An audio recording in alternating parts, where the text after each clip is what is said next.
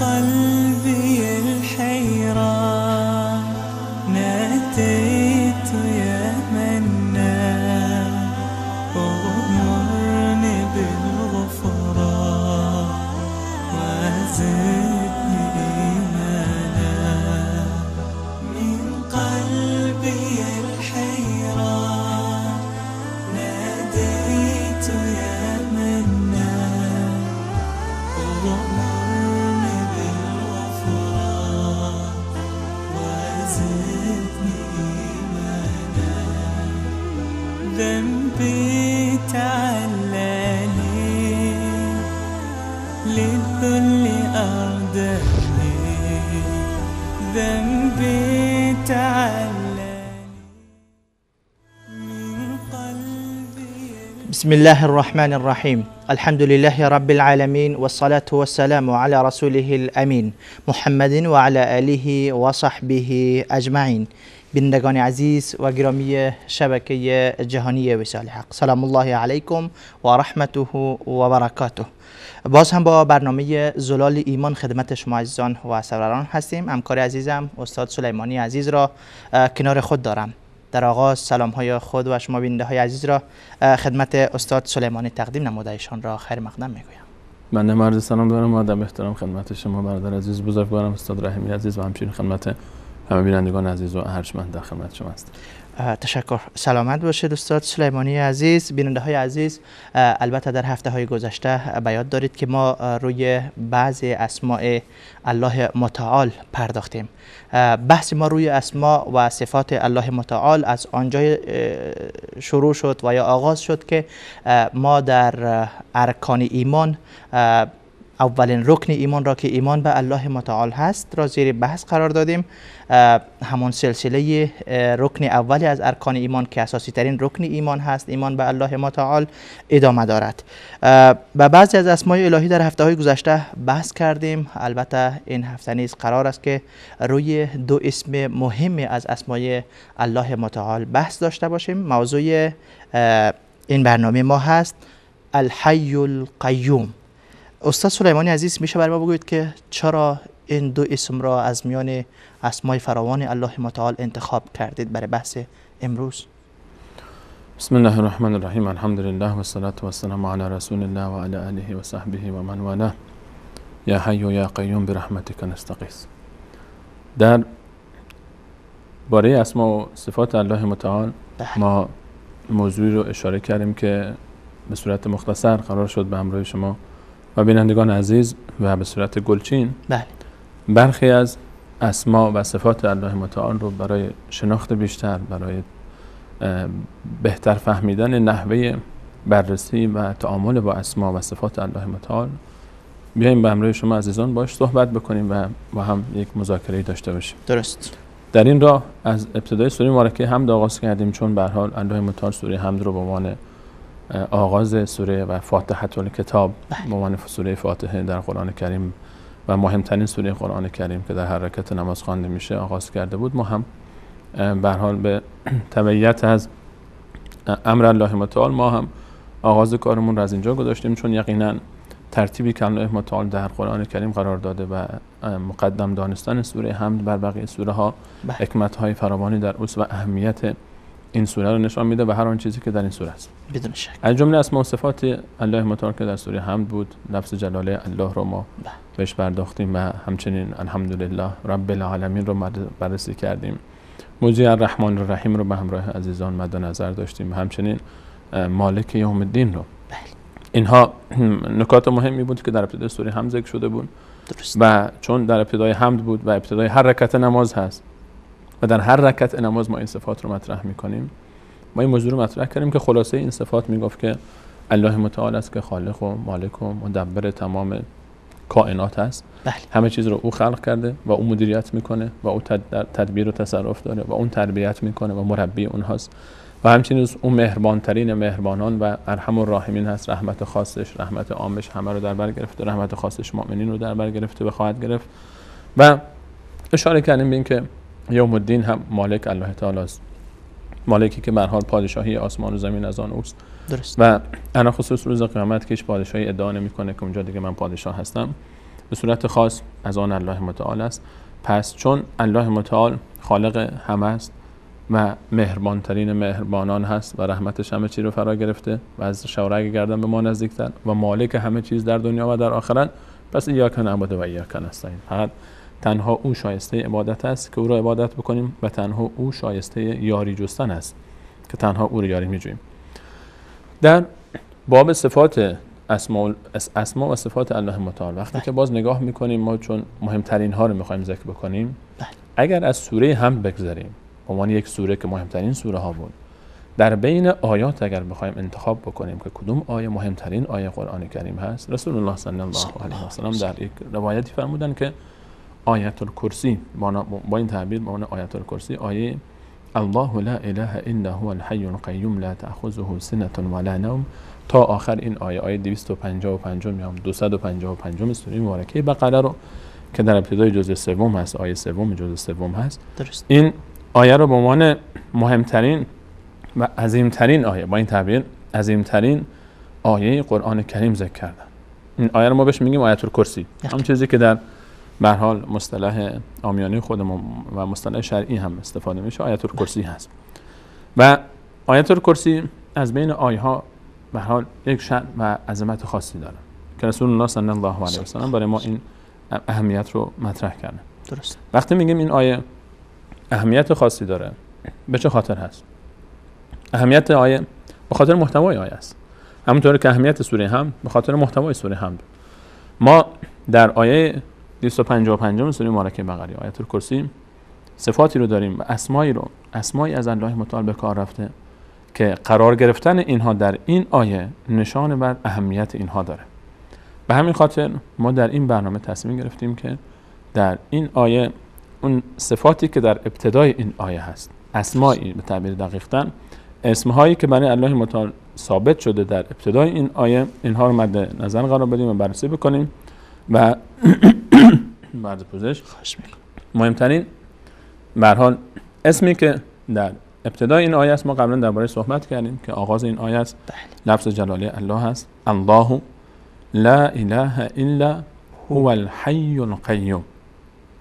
الله متعال هیچ معبود به حقی جز الله نیست. او الحی القیوم، او حی الحی است و قیوم هست. به همین خاطر ما به خاطر اهمیت آیت الکرسی سعی میکنیم که چون آیت الکرسی با این دو اسم عظیم آغاز شده و این دو اسم معانی بسیار عظیمی رو در بر داره، انشاءالله در این برنامه درباره الحی و القیوم صحبت خواهیم کرد که دو اسم الله متعال هستند، الحی القیوم. تشکر، سلامت باشید. پس اهمیت این آیت هم از این بوده که این آیت برای ما آمده الله متعال را به معرفی میگیرد، قسمی که در آغاز سوره فاتحه الله متعال را به ما معرفی میکند. دقیقاً. اتفاقا این آیه از اونجایی که آیه بسیار مهمی هم هست، آغاز این آیه هم با نام مبارک الله هست و لفظ جلاله الله هست، الله لا اله الا هو الحی القیوم. و الله متعال این آیه رو با این لفظ آغاز میکنه با نام مبارک خودش الله. یعنی وقتی که مبتدا در حالا ادبیات عرب ما میگه مبتدا است اینجا، یعنی ابتدای کلام لفظ جلاله است، خبرش دیگه چی میشه؟ یعنی این مبتدا، وقتی مبتدا در ابتدای جمله یک حرفی آمد، اسمی آمد، اسمی که در ابتدا قرار میگیره بهش میگن مبتدا، در ادبیات عرب یک خبری دارد. یعنی چی؟ اون خبر میاد چیکار میکنه؟ این مبتدا رو برای ما معرفی میکنه، اون چیزی که در ابتدا ذکر شده بود برای ما تکمیل میکنه، درباره اون صحبت میکنه، درباره اون شرح میده برای ما. الان الله متعال میخواد خبر بده از کی؟ از خودش. بالکل. الله، این ذات الله، این نام مبارک الله، این لفظ جلاله که اینجا ذکر شده که به هر حال اسم خدای ما مسلمان هاست، بلکه اسم خدای عالم است. این ذات چه اسمایی داره، چه صفاتی داره، در ادامه برای ما توضیح میده. و خود این تعبیر وقتی که ابتدا ذکر میشه، وقتی که ترتیب هم میاد، نشان باز بر اهمیت داره، همونجوری که در ابتدای سوره مبارکه حمد این اتفاق افتاد.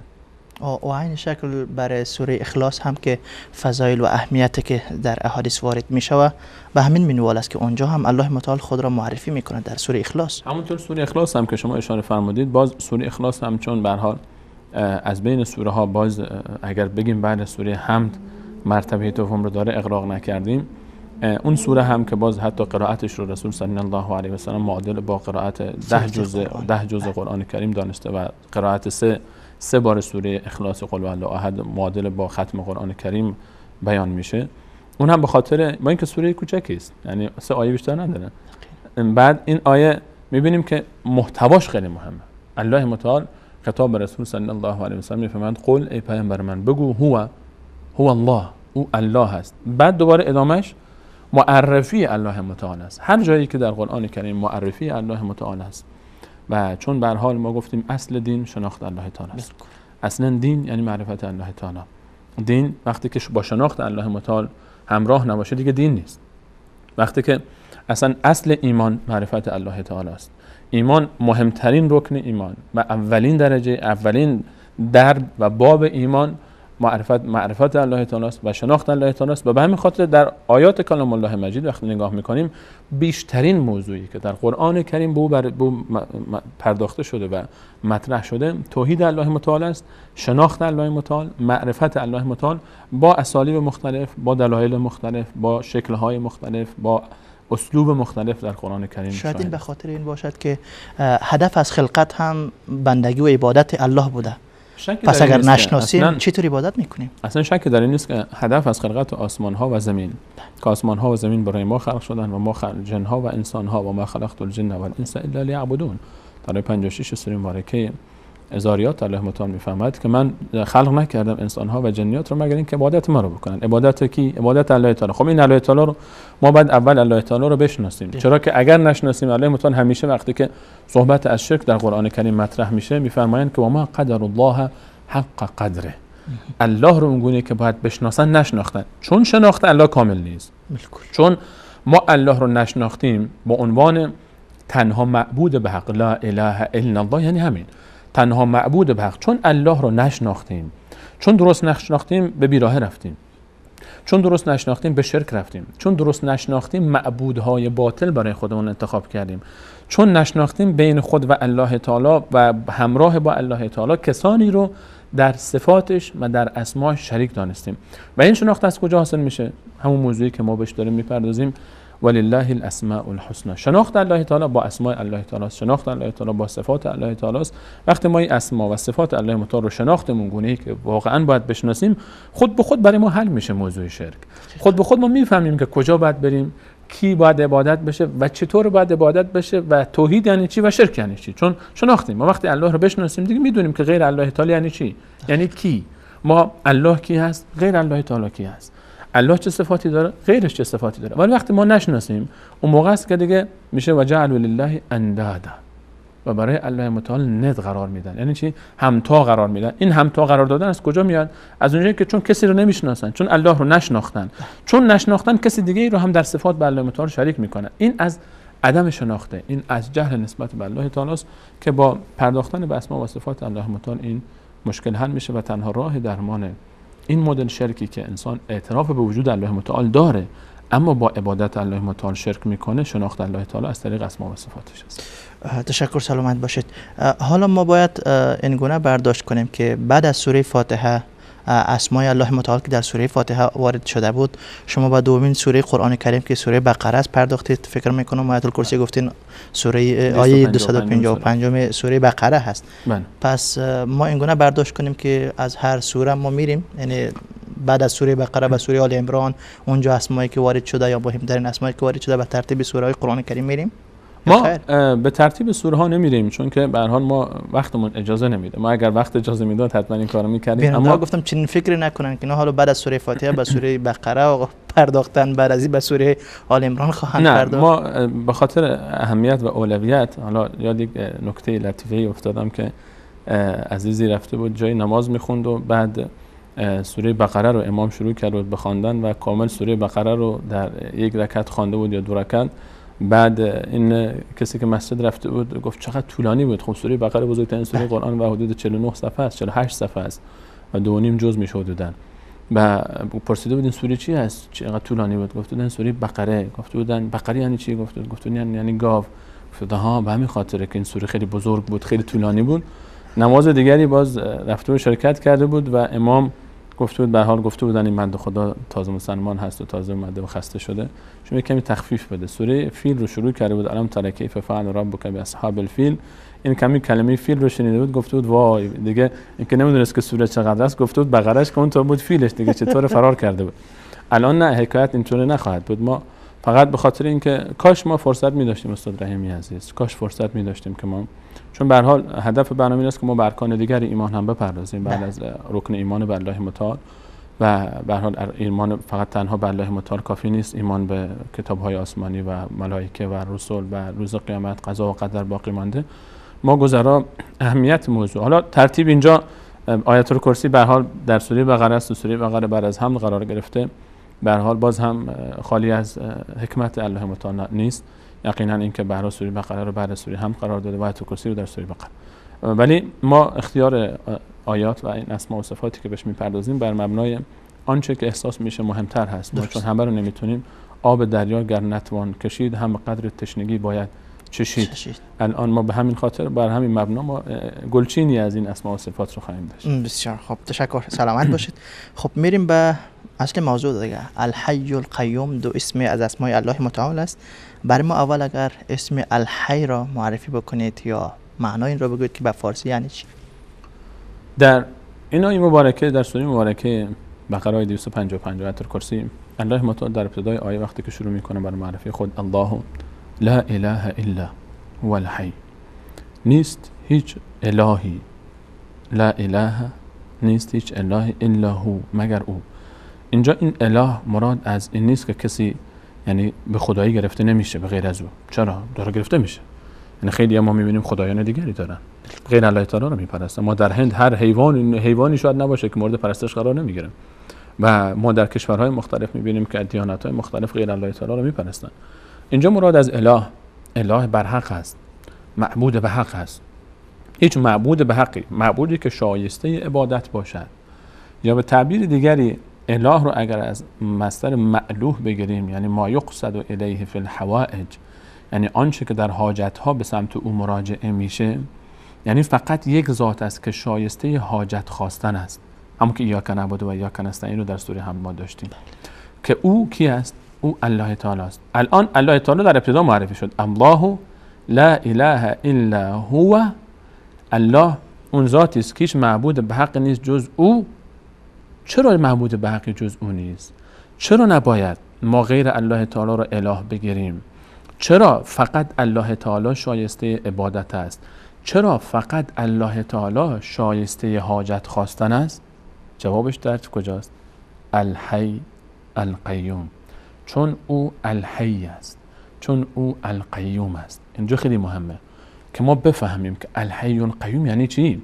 که الله تعالی میفهمد الله فقط تنها ذاتی است که باید حاجت خواسته بشه، باید عبادت بشه، باید عبودیت برای او صورت بگیره، باید فریاد رسی بکنه و اوست که فقط باید مورد دعا قرار بگیره. چرا؟ چون الحی است، چون القیوم است. الحی همون ما در فارسی هم این رو استفاده میکنیم، ولی کمتر استفاده میشه. درست. الحی در لغت نقطه مقابل المیت است. الحی و المیت. الحی یعنی زنده. درست. حی یعنی زنده، از حیات گرفته میشه، یعنی زندگی. الحی یعنی زنده.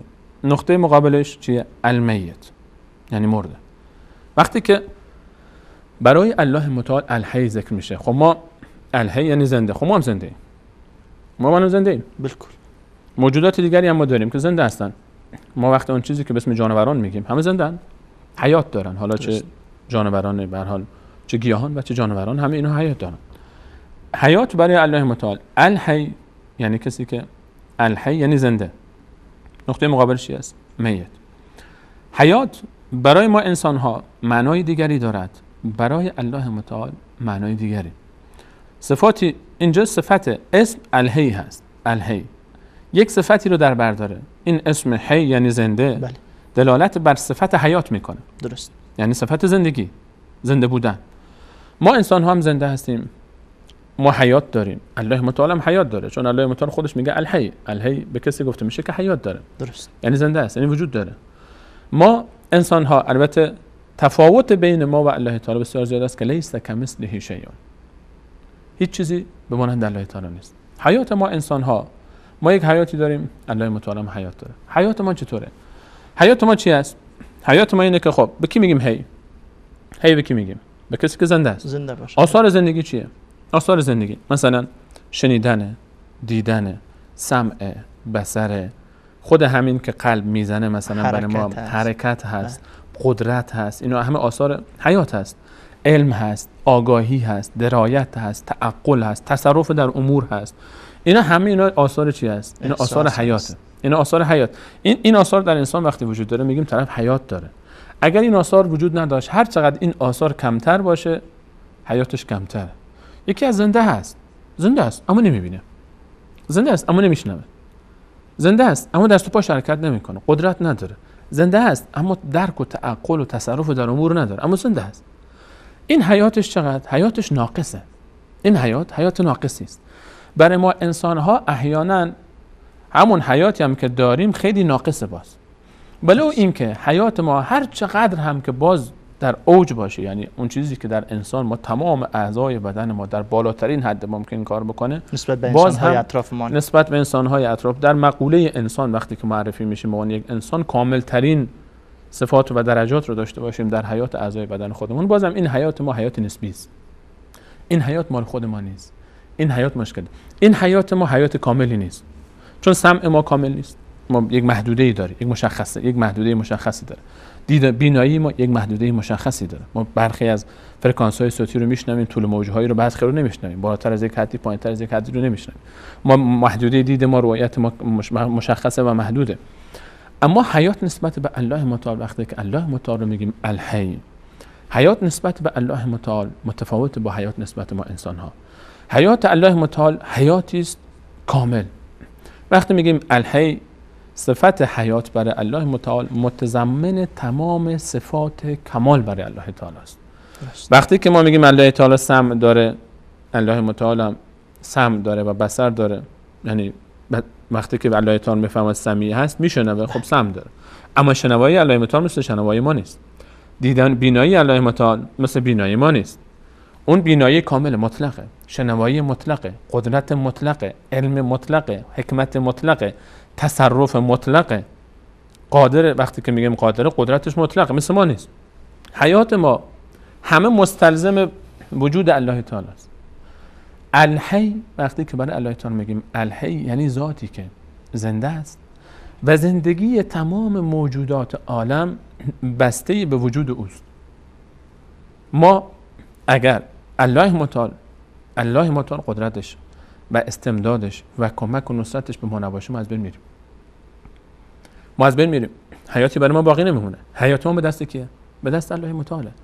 اوست که زنده میکنه، اوست که میمیرانه.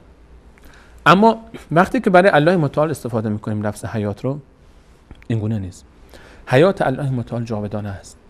حیات ما محکوم به زواله. ما میمیریم. همه ما انسان ها، هر انسانی که حیات داره یک روزی از دنیا میره. انک میتون و انهم میتون. رسول الله صلی الله علیه و یک روز هم نبوده، قبلا هم ابتدایی هم داره. کل نفس ذائقة الموت، کل شیء هالک الا وجهه. همه چیز به جز الله متعال محکوم به زوال و فناست. الحی برای ما یک معنای خیلی مهمی رو میرسونه. اسم الحی که تنها ذاتی که همیشه جاودانه است و زندگی او، حیات او ابدی است، حیات او جاودانگی است، حیات او زوال نداره، الله متعال. تمام مخلوقات، انسان ها، ما از این چی میفهمیم؟ چرا بعد از این که الله متعال میگه معبود به حق فقط الله تعالی است، بعد میان میگه اون فقط الحیه، حیاتش یک حیات جاودانه است، یعنی تنها ذاتی که همیشه زنده جاویده است الله تعالی است. تمام مخلوقاتش محکوم به زوال و فنا هستند. یعنی تمام انبیا، تمام اولیا، تمام فرشتگان، تمام مخلوقاتی که الله تعالی داره، همه اینها محکوم به چی هستند؟ فنا، زوال، از بین رفتن. از بین میرن، یک روزی میمیرن، تمام میشه. چون تمام میشه، نباید به اینها توکل کرد، نباید به اینها اعتماد کرد، نباید به اینها دل خوش کرد. و توکل علی الحی الذی لا یموت. این همونه که ما می‌بینیم که الحی در قرآن کریم یک جای دیگه استفاده میشه. در آیه 58 سوره فرقان الله متعال میفرماد و توکل علی الحی.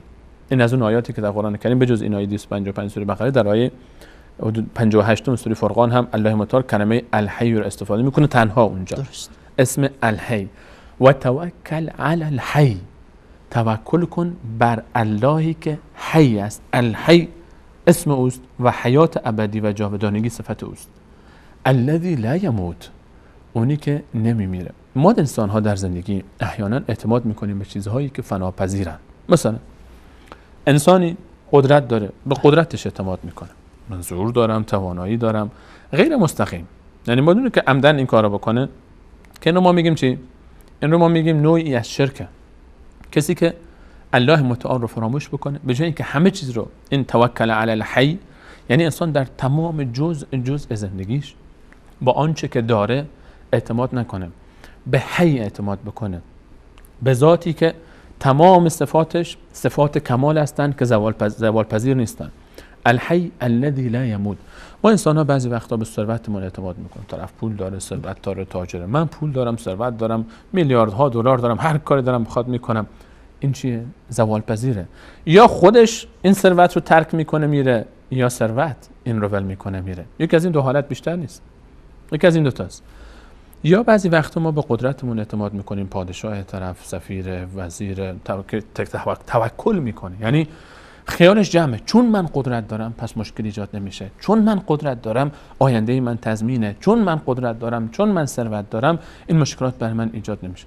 یا حتی بعضی وقتا انسان به علم خودش اعتماد میکنه، من عالمم، من متفکرم، من دانشمندم، من متخصص امور دینی هستم. شیطان میتونه منو فریب بده؟ هرگز. منو که چطور میخواد منو فریب بده؟ من تمام راهایی که شیطان بیاد بلدم. من قرآن حافظ قرآنم، عالم به احادیثم، در همه ابعاد. اما میبینیم که از یک جایی میاد وارد میشه و اضله الله علی علم، با وجود اینکه علم داره گمراه میشه. ما بعضی وقت اگر تکیه بکنیم بر ذات خود، تکیه بکنیم بر صفات خود، چون صفات ما گفتیم همش چی هست؟ همش محکوم به زواله، چون حی نیستیم. حیات ما حیات جاودانگی نیست.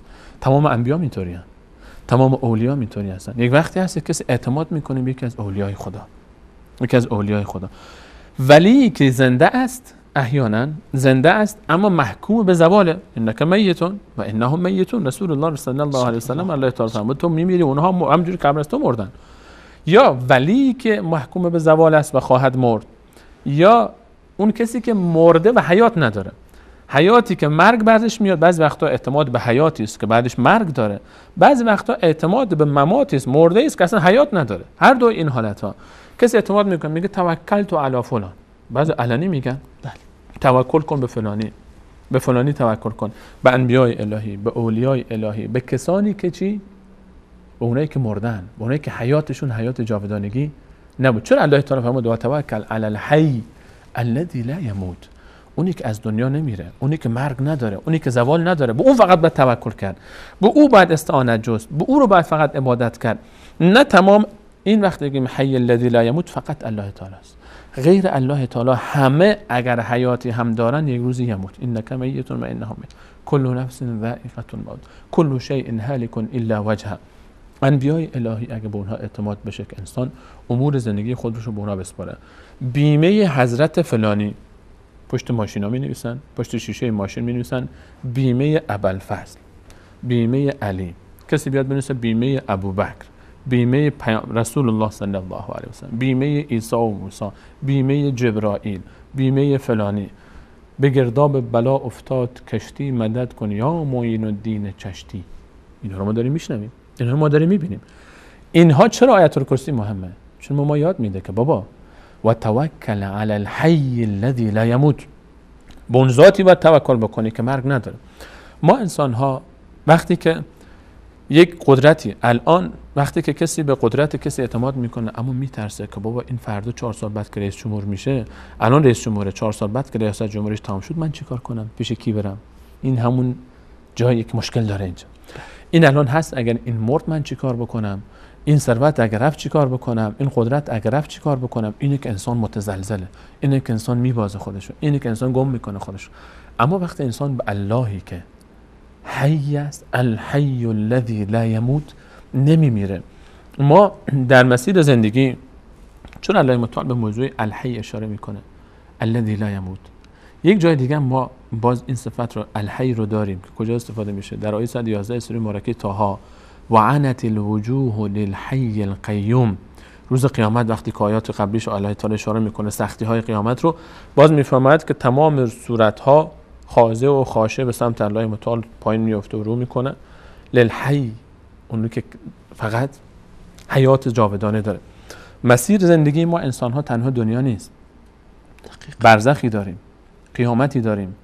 این مراحل همه الله تعالی فقط خودشه که در این مراحل همیشه خودش هست، حیه، موت نداره. من بعد از مرگ کسی باید پیش من باشه که حی باشه، من باید کسی رو همراه خودم داشته باشم در قبر که نمیره، که ارتباطش با من قطع نشه. اصلا آیا زنده و مرده با هم برابرن؟ و ما یستوی الاحیاء ولا الاموات. چون الله متعال میگه الحی و بقیه رو میگه میمیرن همه، کل نفس ذائقه الموت، یعنی غیر از الله تعالی همه محکوم به زوال و فنا هستن، یک روزی همه میتن، الله تعالی است تنها حیه. آیا زنده و مرده با هم برابرن؟ آیا اعتماد به زنده با اعتماد با مرده برابره؟ آیا حتی ولی اون کسی که بگه خب اولیاء در قبر زنده هستن فلان هستن، آیا زندگی در قبر با زندگی در دنیا برابری میکنه؟ هرگز. و ما یستوی الاحیاء ولا الاموات. اونایی که رفتن زندگی در دنیا به نسبت به انسان کمال زندگیش در دنیاست، مگر در بهشت. در بهشت باز کمالش از دنیا بیشتره، اما برزخ، زندگی برزخ خیلی پایین تر درجهش و مقامش از زندگی این دنیا به نسبت حیات و اون صفاتی که در وجود ما هست، چون این صفات همش از بین میره در قبر. اما وقتی که الله متعال میاد و کلمه الحی رو ذکر میکنه و توکل علی الحی الذی لا یموت، توکلت باید به الله تعالی باشه. اگر میخوای مذبذب نشی به الله توکل کن، همیشه زنده است، قدرتش جاودانگی است، علمش، بصیرتش، بیناییش، شنواییش، حکمتش، عدلش، این صفاتش همیشه هست، چون خودش همیشه هست. در قبرم با تو هست. از این دنیا که رفتی نمیترسی که آیا فلانی با من هست، صدای من رو میشنوه، نمیشنوه، ثروت من چی شد، قدرت من چی شد. او ثروت داره، او قدرت داره، او حکمت داره، او درایت داره، او عدل. بعد در قیامت هم تنها کسی که در قیامت باز همراه ما هست و میتونه ما کمک کنه الله متعال است. در آیه 65 باز کلمه الحی رو الله متعال سوره مبارکه غافر آیه 65 ذکر میفرماد. اینجا باز کلمه الحی تنها استفاده شده، هو الحی. با این تعبیر مستقیم الله تعالی میفرماد، یا نمیگه هو الله، میفرماد هو الحی، اوست که تنها ذاتی است که همیشه زنده است. هو الحی الذی لا اله الا هو، که هیچ معبود به حق جز او نیست، چون او حی هست و همیشه زنده است و محکوم به فنا نیست. شما فرشته رو بگیری، شما انبیا، اولیا، هر کسی رو که بخوای کمک بکنی، مدد بخوای، اون کسایی که حیوانی رو میگیرن یا اون کسایی که ستارگان خورشید رو میگیرن، اینا محکوم به زوال هستن. اما او هو الحی الذی لا اله الا هو، چون حی لا اله الا هو، فدعوه مخلصین له الدین، پس فقط الله رو بخوانید. و توکل علی الحی الذی لا یموت، معناش اینه فقط الله تعالی رو بخوانید، با اخلاص کامل دین رو برای او خالص بکنید. الحمدلله رب العالمین. پایان آیه باز با این تعبیر زیبا تمام میشه که الحمدلله رب العالمین. اینها بخشی از معانی کلمه حی در قرآن کریم و تعابیری است که در آیات مختلف برای کلمه حی استفاده شده. تشکر. سلامت باشید. اجازه بدین بریم با سراغ یک برنامه. بیننده‌های عزیز، میان برنامه یک کوتاه رو میبینیم و برمیگردیم. با ما باشید. قلبي الحيران ناديت يا منان وغمرني بالغفران وزدني إيمانا من قلبي الحيران ناديت يا منان وغمرني بالغفران وزدني إيمانا ذنبي تعلاني للذل أعداني با سلام مجدد خدمت شما بیننده های عزیز و گرامی، با موضوع الحی القیوم در برنامه زلال ایمان خدمت شما هستیم. قبل از اینکه به میان برنامه برویم، استاد سلیمانی عزیز در مورد معنا و مفاهیم اسم حی و صفت‌هایی را که او در بر میگیره و فرق میان حی بودن الله و غیر الله و فرق میان حیات الله متعال با حیات مخلوقات صحبت کردن. استاد سلیمانی عزیز، میشه برای ما همینطور قسمی که معانی و مفاهیم اسم حی و صفات را که در بر میگرفت بحث کردید، القیوم را هم اگر به معرفی بگیرید؟ در ادامه تعبیر الحی القیوم، کلمه القیوم رو ما مشاهده میکنیم که این کلمه، این اسم القیوم برای الله متعال غالبا با الحی آمده، یعنی با تعبیر خود القیوم، اسم القیوم با این اسم جدا نیامده. در 3 جای قرآن کریم استفاده شده. درست. در این آیه 255 سوره مبارکه بقره، سوره آیت الکرسی، آیه آیت الکرسی به اصطلاح، در آیه دوم سوره مبارکه آل عمران، الف لام میم، الله لا اله الا هو الحی القیوم. این همین تعبیر ابتدای سوره، ابتدای آیت الکرسی رو ما ابتدای این بخش اولیش رو اونجا در ابتدای سوره مبارکه آل عمران آیه دوم داره. بعد در آیه 111 سوره مبارکه طه، و عنت الوجوه للحی القیوم، درست، اونجا هم الحی القیوم با هم آمده. کلمه القیوم به تعبیر دقیق تر اسم القیوم برای الله متعال در این 3 آیه مشاهده میشه که به عنوان یک اسم کار رفت. درست. قیوم ما در فارسی هم معادلش رو استفاده میکنیم، نه به اسم قیوم قیم میگیم. درست. قیوم صیغه مبالغه قیمه. درست. صیغه مبالغه است، یعنی کثرت داره. یک فعلی، کسی که یک فعلی رو به استمرار انجام بده بهش میگیم صیغه مبالغه. درست. یک اسمی که بهش میگیم اسم مبالغه است. و ما قیم در فارسی مثلا میگیم فلانی قیم فلانی است، فلانی قیم، مثلا بیشتر شوهر رو میگن قیم زنش است. درست. قیم فلانی است یعنی چی؟ یعنی کسی که امورش رو به دست داره، کسی که اختیارش رو به دست داره، اختیارش سرپرست اون شخص هست، کسی که سرپرست یک شخصی هست و تمام امور او رو رسیدگی میکنه، این رو بهش میگیم قیم فلانی است. درست.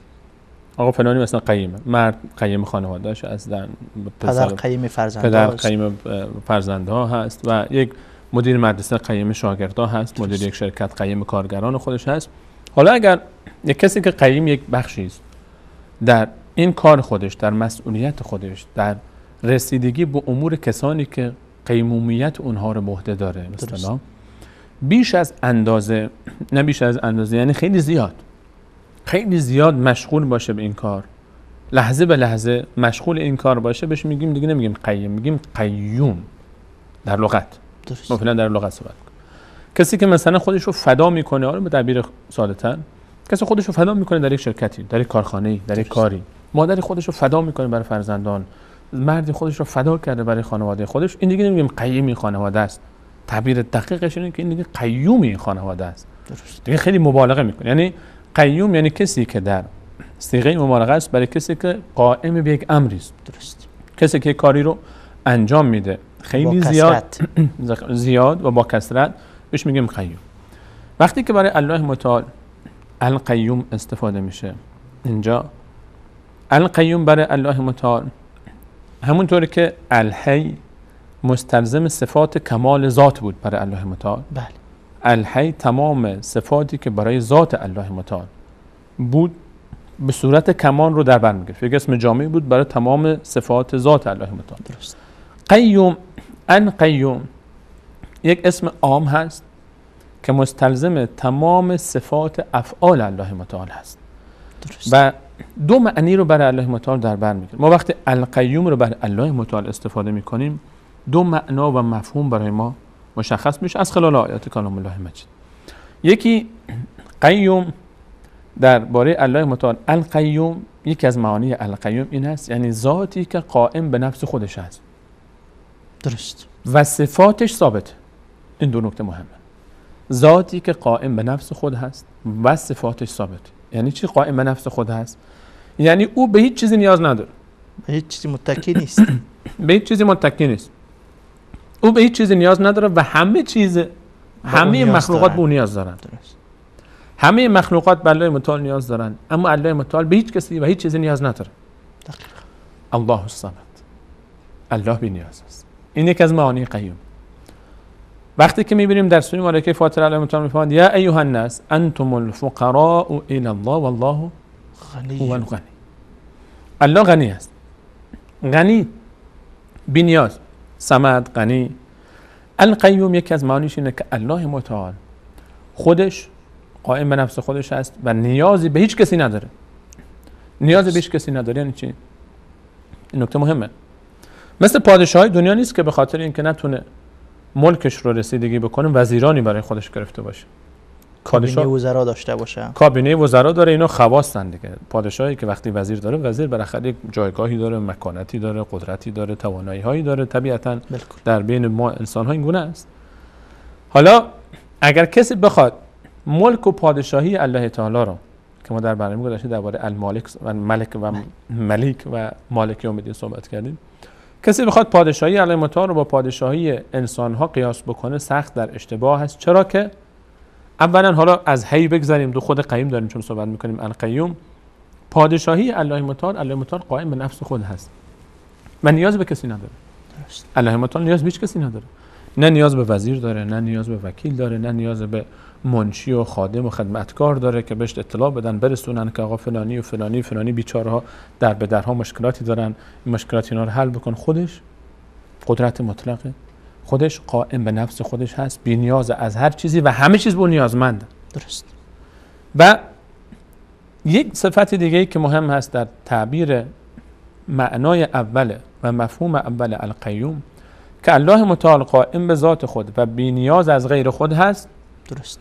و تمام صفاتی که داره صفات ثابتی است. یعنی این صفات ما الله متعال، ما گفتیم در کلمه الحی ما هم حیات داریم، الله متعال هم حیات داره. حیات ما حیات کاملی نبود. اگر هم در اوج حیات انسانی باشه ما به مرور زمان ما هرچی بزرگتر میشیم، ما انسانی به سن 50 میرسه، به 60 میرسه، این چشمش، بصیرتش، بصرش ضعیفتر و ضعیفتر میشه. نیاز به چی پیدا میکنه؟ نیاز به عینک پیدا میکنه. گوشش سنگین میشه، دیگه نمیشنوه. نیاز به سمعک پیدا میکنه که گوش بگذاره اینجا که تقویت کنه، صدا رو بشنوه. جسم انسان، دست پاهای انسان نیاز به یک اعصاب پیدا میکنه.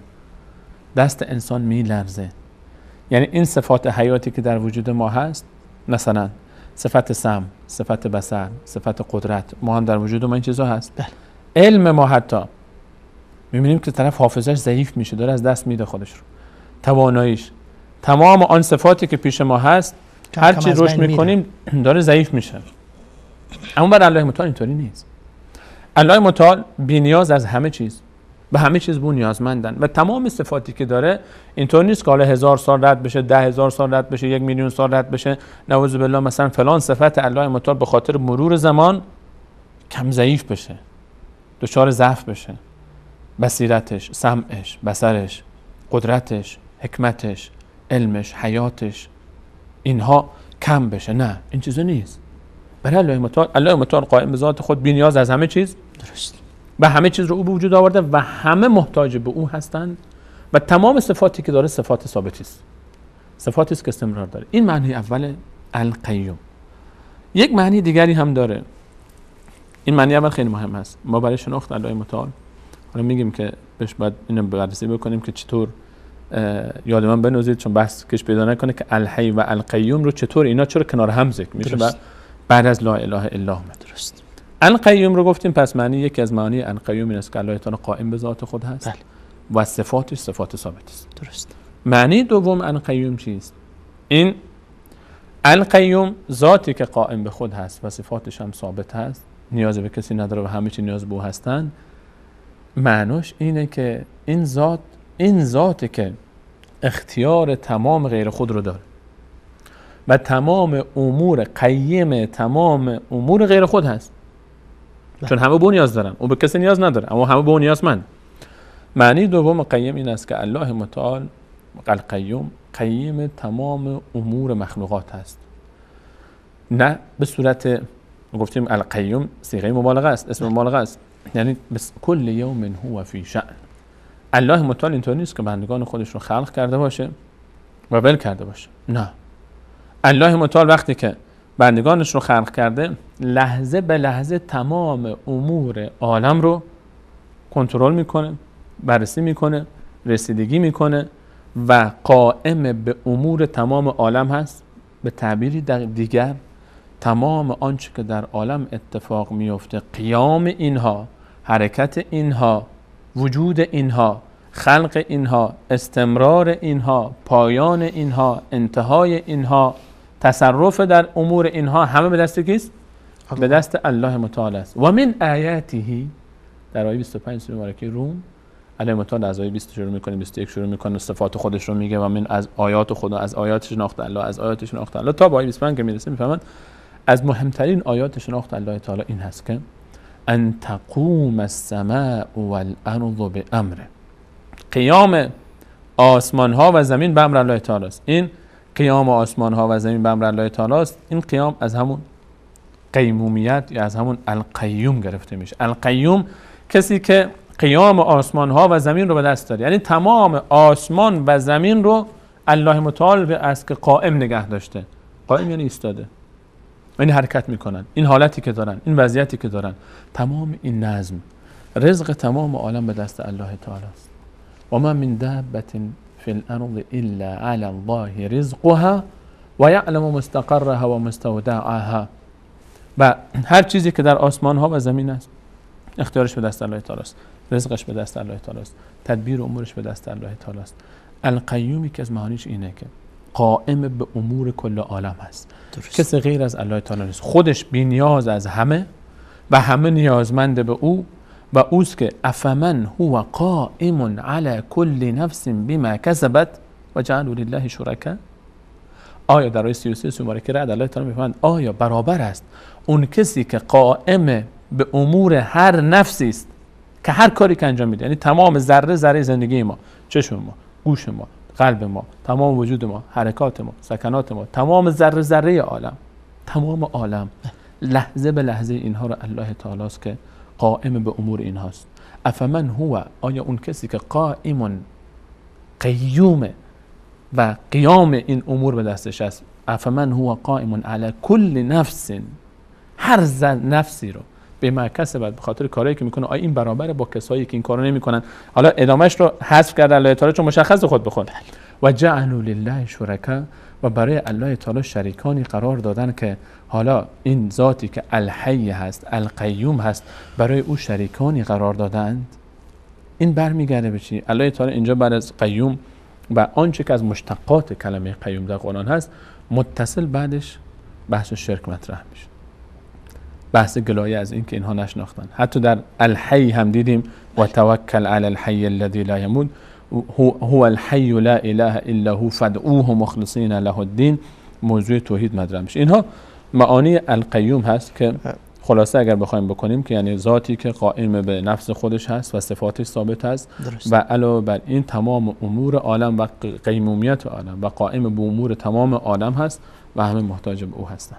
تشکر، سلامت باشید. شما گفتید که در 3 آیه از قرآن کریم اسم القیوم پیوست با اسم الحی آمده است، درست است؟ به تنهایی نیامده در قرآن کریم؟ القیوم به تنهایی خود اسم القیوم استفاده نشده و مشتقات این مثل افمن هو قائمون یا مثلا من آیاتی ان تقوم السماء والارض، اینو همون از همون مصدر هست و همون معنی قیومیت رو میده. بسیار خوب.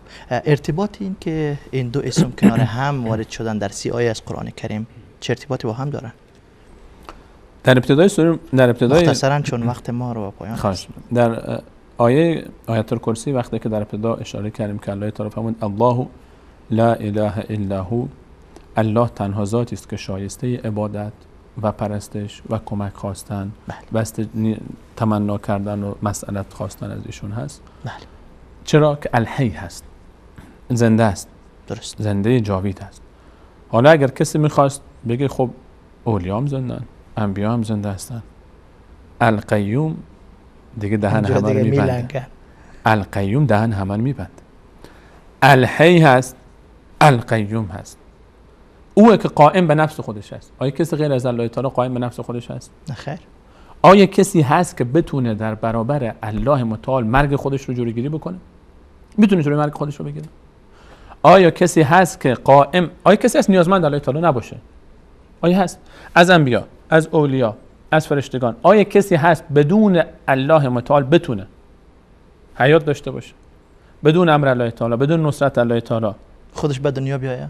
خودش به دنیا بیاد، نیازی به الله تعالی نداشته باشه، اصلا هیچ اختیاری الله متعال نعوذ بالله در این نداشته باشه. اینجوری معنی یعنی خدای جدید کلا.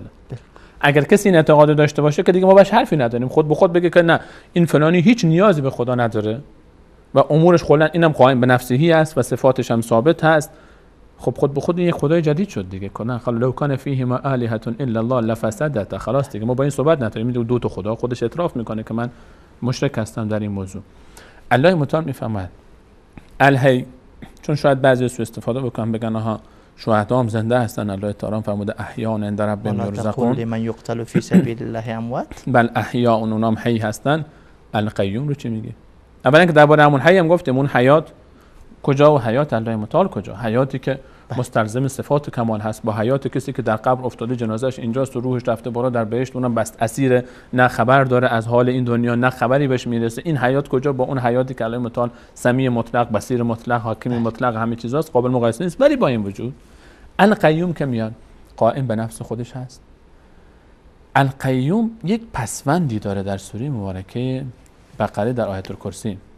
القیوم، الحی، القیوم، بعدش چی میاد؟ لا تأخذه سنة ولا نوم.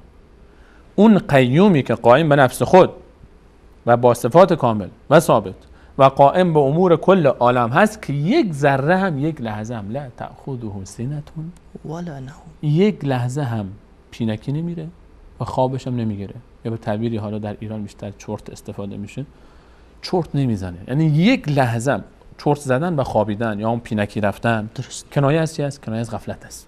درست. انسان وقتی میخوابه خب چشم کار نمیکنه، گوش کار نمیکنه دیگه، تصرفش مثلا کلا انگار که خواهر مرگ دیگه. چرا میگم نوم خواهر مرگ، خواب خواهر مرگ؟ چون این دیگه نمیتونه تصرف داشته باشه. همه انسان ها این گونه‌اند. خوب دقت کنید، همه اولیا، همه انبیا همون موقعی که زنده بودن در دنیا، اونایی که زنده بودن در دنیا که در اوج به اصطلاح حیاتشون بودن و صفات حیات، وقتی میخوابیدن از حالش کسی خبر نداشتن. سنتون ولا نوم سراغشون میومد یا نمیومد؟ کسی که سنتون ولا نوم سراغش بیاد دیگه نمیتونه القیوم باشه، دیگه نمیتونه قائم به نفس خودش باشه و قائم به امور کل عالم باشه. چون گفتیم القیوم هست، یعنی همیشه، کل یوم هو فی شأن. نگفتیم فقط یک لحظه، گفتیم کثرت هست. اصلا کلا هیچ لحظه‌ای غافل نمیشه. آیا کسی که میمیره، حالا خواب که به جای خودش خوابیده و چرت میزنه که چی؟ آیا همین انسان ها، همین اولیای الله متعال وقتی زنده بودن چرت نمیزدن؟ نمیخوابیدن؟ آیا اینها پینکی نمیرفتن؟ همون موقع نمیخوابیدن؟ 8 ساعت، 10 ساعت، 6 ساعت، 5 ساعت خواب بود. خب همون 5 ساعتی که خواب بود که از حال نصف دنیا بی خبره. اگر بالا این که فرض بکنیم که از وقتی حال خودش بی خبر، بالا این که فرض بکنیم وقتی که زنده بودم همه این قدرت رو داشته، وقتی خواب چی؟ اونم داشت؟ مگر اینکه کسی بگه دقیقاً هیچ راهی نیست، مگر اینکه کسی بیاد بگه نه اینها خودشون قائم به ذات خودشون هستن و قائم به امور دیگران هستن و نه لا تأخذه سنة ولا نوم رو کلا بگه نه چرتی سراغ نمیاد نه خوابی سراغ. چرا که گفتن و میگن. من خودم چند روز پیش داشتم میشنیدم که میگفت یکی از این مشرکین که امام خواب و بیداریش یکیست، حیات و مرگش یکیست، حضور و عدم حضورش یکیست، اصلا فرقی نمیکنه که خواب باشه یا بیدار باشه، زنده باشه یا مرده باشه، پیش شما باشه یا نباشه، همش یک حالت برای اون. اینها به نسبت ما فرق میکنه، اما امام همش یک حالت داره، صفاتش همیشه ثابته. این دقیقاً همونه که قائم به نفسهی و صفات ثابت. این یعنی این دیگه اوج شرکه. یعنی اگر این شرک نباشه دیگه شرک معنی نداره. الله تعالی میفرماد الله حی همیشه جاوید خودشه، قیوم فقط الله تعالی است. اون کسی که چرت سراغش نمیاد و خواب نمیاد فقط الله تعالی است. حالا کسی بیاد بگه غیر الله تعالی هم این صفات رو داره، اون بعد بگه نه ما منظورمون این نیست که اینها صفات خدایی دارن، ما اینها رو بین خود و الله تعالی شفاعت میگردانیم. این پایین ترین درجه شرک که ابوجهل اینو داشت. به والله کسانی که این صفات رو مطرح، این صحبت ها رو مطرح میکنن از ابوجهل بدتر شرکشون. ابوجهل هم نمیومد برای اون کسانی که میگفت یا فلان مدد یا فلان مدد بگه که اینا الحیان القیومن، نه سنتون سراغشون میاد نه نوم. این آیت الکرسی رو وقتی رسول الله صلی الله علیه و سلم میخون مشرک مکه تنش میلرزید، چون نمیتونست بگه که فلانی و فلانی الحی و القیومن. اون نمیتونست بگه که من وقتی میگم یا لات مدد و منظورم اینه که روح لات که یکی از اولیای خدا بوده میاد در مجسمه حلول میکنه میره پیش خدا شفاعت منو میکنه، اون حی، اون قیوم، اون لا تأخذه سنة ولا نوم هست. این ارتباط این آیات چرا الله تعالی فرمود لا اله الا هو، هیچ معبودی به حق شایسته عبادت نیست، چرا که زنده همیشه جاوید است، قائم به ذات خود و دیگران هست، نه خواب میاد سراغش نه پینکی چه برسه که مرگ بیاد، چون الحی است و همیشه جاوید است. پس فقط اوست که شایسته عبادت است و کمک خواستن. تشکر، سلامت باشید. البته وقت هم به پایان رسیده، فقط یک دقیقه برای شما وقت میتونم برای ما بگوین که ولله الاسماء الحسنى فادعوه بها. از اینجا ما در باب اسماء و صفات داخل شدیم که به اسماء نیک الله متعال را بخوانیم و صدا بزنیم. با این دو اسم چطور الله را بخوانیم و یا صدا بزنیم؟ مختصر علامه ابن قیم میفرماید که این دو اسم، بعضی از این اسم الله الاعظم هست، همین الحی و القیوم. الحی و القیوم. درست. خیلی از علما گفتن که این اسم هم اون کسانی که درباره اسم الله الاعظم ما گفتیم قول راجح تر اینه که لفظ جلاله الله هست. اما وقتی که جمع بکنیم بین اینها جالب است بگیم یا الله، یا حی و یا قیوم، دیگه دو تا رو با هم جمع کردیم. وقتی میگیم یا حی و یا قیوم یعنی تمام صفات ذاتی الله متعال رو به صورت کمال اعتراف کردیم و صفات افعال الله متعال رو به صورت کمال، صفات فعلی الله متعال رو اعتراف کردیم. و در دعاهامون ما اینطور میتونیم بگیم یا حی و یا قیوم، در سنت رسول صلی الله علیه و سلم یا حی و یا قیوم برحمتک استغیث یا نستغیث، از رحمت تو به رحمت تو متوسل میشیم و از او میطلبیم، استغاثه میکنیم. یا مثلا ما در استغفار داریم که استغفر الله الذی لا اله الا هو الحی القیوم. استغفارمون ما میتونیم یا حی و یا قیوم بگیم برحمتک نستغیث، برحمتک استغیث مثلا. و بعد به زبان فارسی خودمون نیازی نیست ما حتی تعبیر عربی استفاده بکنیم، فقط همین تعبیر رو بریم دست بلند بکنیم یا الله یا حی یا قیوم، مشکل من حل بکن. این طلبیدن هست و معانیش خیلی مهمتر است که این معانی رو ما در نظر بگیریم و به این معانی باور داشته باشیم و عمل بکنیم. جزاکم الله خیرا و بارک الله فیکم. تشکر از تک تک شما بیننده عزیز که تا این لحظات با ما بودید. همه شما عزیزان را به خداوند یکتا و یگانه میسپارم. الله یار و مددگارتان. و السلام علیکم و رحمت الله و برکاته. من قلبي الحيران ناديت يا منان وغمرني بالغفران وزدني إيمانا. من قلبي الحيران ناديت يا منان وغمرني بالغفران وزدني إيمانا. ذنبي تعلاني للذل أرداني، ذنبي تعلاني